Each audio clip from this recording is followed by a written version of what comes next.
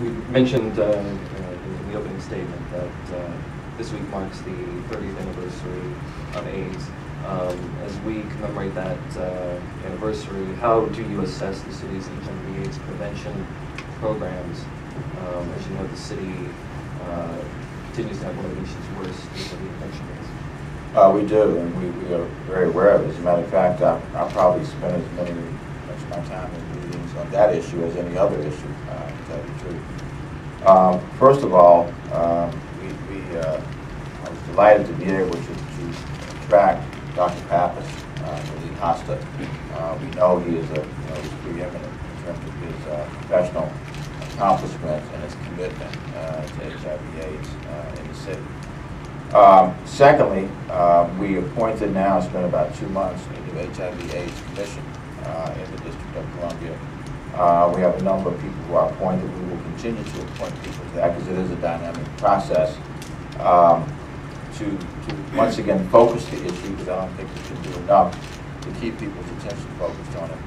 Unfortunately, the condition has been around so long, I think there's some people who still, one, don't fully understand it and the facts, and secondly, some people who don't focus on it with the same kind of attention that they did a couple of decades ago. We do have some very high infection rates in the city. 1%, above 1% is considered an epidemic. We are at 3% citywide. In some sectors of the city, it's higher than that. Among African American men, it may be as high as 7%. And again, some of the approaches that have been effective over time, we need to continue to focus on those, and that is education, testing, and counseling need to continue to be the 3 pieces of a foundational approach. We have a new treatment on demand program. I think we're one of there may be only a couple of cities in the nation. San Francisco may do this, but I don't think there are any cities beyond us in San Francisco at this stage that have a treatment on demand program, which is a step forward. We know that pharmacology has substantially improved the quality of life of people with HIV, who are HIV positive or may have full-blown AIDS. And frankly, being able to test for other sexually transmitted diseases, I think also will help us provide a better education to people who may be vulnerable, who may be engaged in risky behavior. We need to do a better job in our schools, also making sure that our kids are exposed to education around STDs generally, and certainly around HIV. Your predecessor made some news when it was revealed that the head of his GLBT Affairs office never held a single face-to-face meeting with him in 4 years in office. Have you had such meetings with your own GLBT Affairs Director, Jeff Richardson, and what is your vision for what that office should be doing? Who's the director again? I talk to Jeff all the time. Jeff and I were friends and colleagues before he took this job. And Jeff knows, and Steve knows, works with him, of course, that they have full access to me. It's a hugely important issue. That's why I wanted Jeff to come and do this, because he's somebody who I have enormous respect. And I hope he would feel similarly that he has full access to me. Again, he gave up some important responsibilities to come and do this. Jeff is one of the people that we talked to just about the Pride Parade. He's got the lead on that and making sure that we move forward in the way we want to. So, simply put, I don't think that there's any statement that can be made about access, and certainly you can't make any statement about him not having a meeting. We've been in this a little over 4 months, not 4 years, and Jeff has had access, and he will continue to. And how does Jeff hit a home run in his job for you? What is the vision you have for the office and for what he can do? Well, to hit a home run, you better bring a Louisville Slugger. I think first and foremost is making sure that he has his finger on the pulse of the issues that affect the GLBT community in the District of Columbia. And secondly, that he is constantly making sure I know, what those issues are, and that he's helping me get in front of people, who are concerned about those relationships. His job is one of, of being a bridge builder, making sure that he is the link between the government, in particular the government and the GLBT community in the District of Columbia. And for me, it's if I can stand up on any given day and say, I'm really cognizant of the issues that are important to the community here in the District of Columbia. And Jeff is the guy who has kept those issues in front of me and is telling me, you know, giving me advice on what he thinks. Now, I take that as advice because I don't, you know, I like to think I know something about these issues as well. Myself and have my own opinions.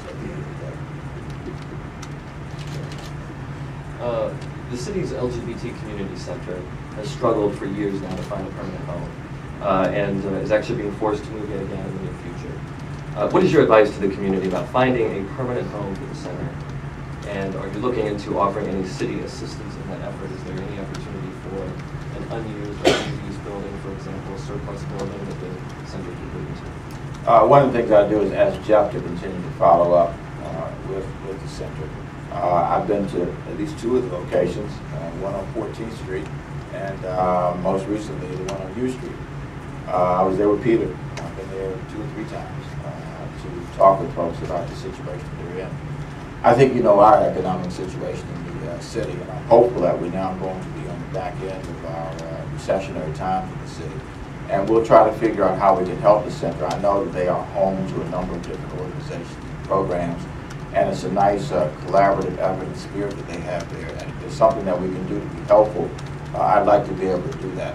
I'm one of these people who won't make just empty promises and sit up and say anything in front of a group, you know, in order to get to the end of the program.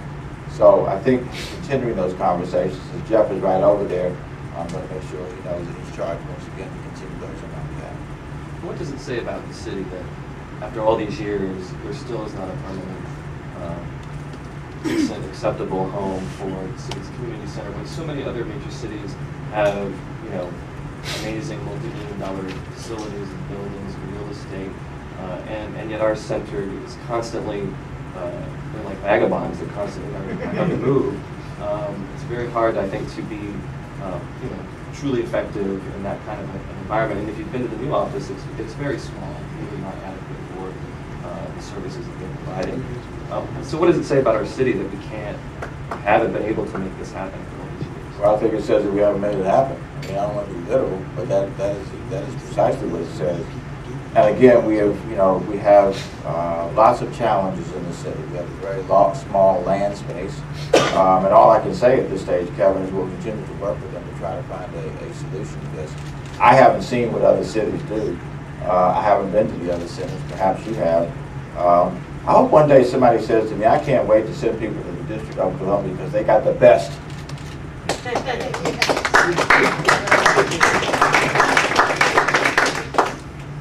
Okay, I'm going to start asking some of the reader-submitted questions. We have a few good ones.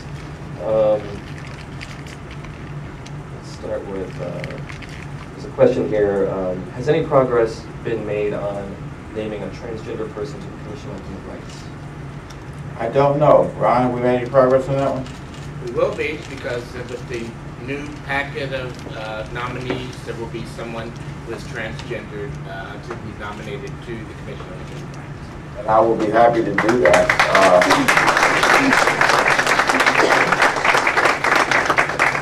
Those of you who don't know, you shouldn't have to know, I suppose, but as long as I can remember, I've been in the Pride Parade for years, and there has been a transgender person who I have enjoyed having as a part of my group in the Pride Parade. So I would look forward to the next step, which would be appointing someone to the Okay. This next one comes from a reader in Maryland who says... Maryland? Maryland. Who says, why is D.C. so far ahead of Maryland and Virginia when it comes to gay rights advances? And do the governors of Maryland and Virginia ever ask for your input on these issues? Well, I think to answer your first question, I think we've been a center for activism. This is one of those instances where being the nation's capital, I think, has attracted a lot of people who are activists on this issue and activists on other issues, for that matter. And I think when you look at the,